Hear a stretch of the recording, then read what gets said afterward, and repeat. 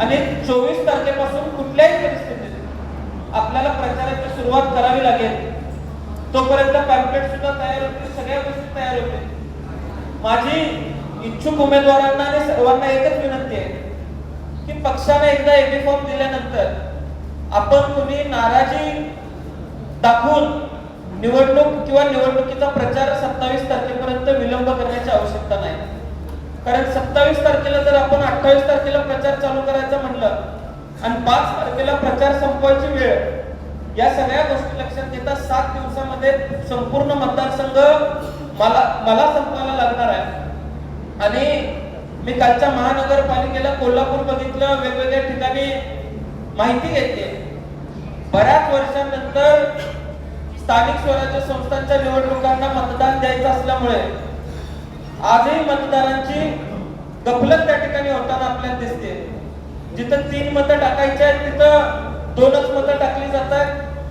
सगळीकडे आपण आकडेवारी बघितली तर तासगाव नगरपालिका असेल किंवा इतर महानगरपालिका असतील, या सगळ्या गोष्टींमुळे नोटाला मिळणारं मतदान सुद्धा वाढलेलं आहे, हे आपल्याला नाकारून चालणार नाही. म्हणजे तासगाव नगरपालिकेचाच आकडा द्यायचा म्हटलं तर 172 मतं नोटाला गेली. त्यातल्या हक्काच्या वॉर्डातून 72-75 मतं नोटाला गेली.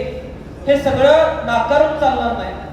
आपण या 8-9 दिवसाच्या दरम्यान उद्यापासून आपण बूथ कमिट्यांची तयारी करतोय. बूथ कमिट्यांनी सक्षमपणे काम केलं पाहिजे. आपल्या हक्काचा मतदार हा मतदानापासून वंचित राहिला नाही पाहिजे, यासाठी आपण सर्वांनी काम करण्याची आवश्यकता आहे. जे उमेदवार असतील त्या सगळ्या उमेदवारांना घेऊन आपली बूथ कमिटीची टीम काम करेल आणि चांगल्या पद्धतीनं अत्यंत कटाक्षाने आपण कुठल्याही परिस्थितीमध्ये आपल्या हक्काचं मतदान मागे राहता कामा नये याची खात्री आपल्याला सर्वांना घ्यायची आहे. मी आपल्याला फार सांगणार नाही, पण एक गोष्ट आपल्याला सांगतो, या सगळ्या प्रतिकूल परिस्थितीमध्ये आपलं अस्तित्व दाखवण्याची वेळ आणि संधी आपल्याला त्या ठिकाणी पक्ष म्हणून निर्माण झालेली आहे, नेतृत्व म्हणून आपल्याला संधी मिळालेली आहे. अगदीच सांगायचं म्हटलं तर नगरपालिका गेल्यावर महानगरपालिकेच्या प्रचाराला माणसं बोलवत नाहीत. अशा परिस्थितीमध्ये कुठल्याही परिस्थितीमध्ये आपल्याला पंचायत समिती, जिल्हा परिषद ताब्यात घेऊन आपली ताकद दाखवणं आवश्यक आहे. त्यामुळे कुठलीही नाराजी मागे ठेवायची नाही. आपला उमेदवार जर धोक्यात आला तर फक्त उमेदवाराचा अपमान होत नाही, तो या विधानसभेच्या मतदारसंघाच्या आमदाराचा अपमान होतो. बाहेर आपल्याला उत्तर द्यावी लागतात. त्यामुळे ताठ मानेनं आम्हाला जाता येईल इतकं कष्ट करण्याची जिद्द आम्ही सुद्धा सर्वजण दाखवणार आहे. पण आपण सुद्धा सर्वांनी पक्षाने दिलेला उमेदवार कुठल्याही परिस्थितीत निवडून आणण्याची जबाबदारी आपण सर्वांनी शिरावरती घेऊन काम करण्याची आवश्यकता आहे. या मतदारसंघातले 10 जिल्हा परिषद सदस्य आणि दोन्ही पंचायत समित्या कुठल्याही परिस्थितीमध्ये राष्ट्रवादी काँग्रेस पक्षाच्याच ताब्यात राहतील, यासाठी आपण जीवाचं रान करूया, रक्ताचं पाणी करूया आणि हेवे दावे बाजूला ठेवून काम करण्याची भूमिका आपण सर्वांनी स्वीकारली पाहिजे. त्यामुळं 21 तारखेला अर्ज भरून झाल्यानंतर 23 तारखेला साधारण जाहीरनामा प्रसिद्ध होईल. 24 तारखेनंतर आपल्याला प्रचाराची सुरुवात करावी लागेल. मायाक्का चिंचलीची यात्रा आहे. त्यामुळं बऱ्याच कवठेमंकाळ तालुक्यातल्या गावांनी निर्णय घेतला की 3 तारखेला बोनी करायची, म्हणजे 5 तारखेचा मतदानाचा दिवस त्या ठिकाणी शिल्लक राहतो. 4 तारखेला गाड्या परत येतील अशा पद्धतीचं नियोजन केलेलं आहे.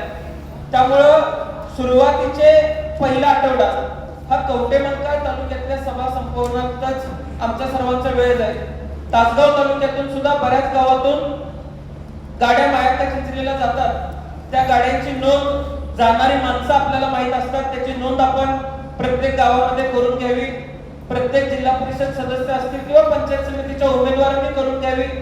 ते जर आपल्या कानावर घातलं, जास्तीत जास्त संख्या जर आपल्या भागातल्या कुठल्या गावातून असेल तर जसा कवठेमंकाळ तालुक्यातल्या गावाने निर्णय घेतलाय तसा तासगाव तालुक्यातल्या गावाने सुद्धा बोनीचा दिवस 3 तारखेला जर आपण घेतला तर 4 तारखेपर्यंत माणसं परत येतील अशा पद्धतीचा निर्णय घ्यायला हरकत नाही. तरी निवडणूक आयोगाकडे आम्ही अहवाल दिलेला आहे.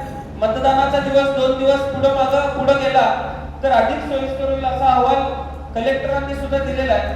पण त्याच्यावर निर्णय पुनर्विचार किती होईल याची शंका आम्हाला सर्वांना आहे. त्यामुळे आपण सर्वांनी योग्य पद्धतीनं मार्गदर्शन करून जिथं चुकत असेल तिथं आमच्या कानावरती घालून योग्य त्या दुरुस्त्या करून कुठल्याही परिस्थितीमध्ये आपल्याला या 10च्या 10 जिल्हा परिषदेच्या निवडणुका पार पाडायच्या आहेत एवढंच मी आज या ठिकाणी आपल्याला सर्वांना सांगतो. त्यामुळं येत्या काळामध्ये कुठलेही हेवेदावे बाजूला न ठेवता आपण चांगल्या तयारीला लागूया.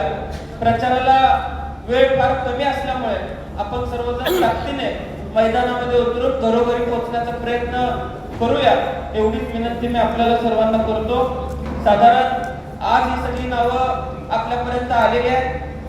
आदरणीय जयंत पाटील साहेब असतील किंवा महाविकास आघाडीचे सर्व नेते असतील यांची भेट घेऊन संबंधित यादी आम्ही सगळेजण समितीतले लोक नावं निवडून त्यांच्या कानावरती घालून 20 तारखेपर्यंत किंवा 21 तारखेपर्यंत आपण या सगळ्या एबी फॉर्म देण्याचा निर्णय घेऊया आणि त्याच्यानंतर लगेचच कामाला लागूया एवढंच आव्हान मी आपल्याला सर्वांना करतो आणि माझे 2 शब्द संपवतो. जय हिंद, जय महाराष्ट्र.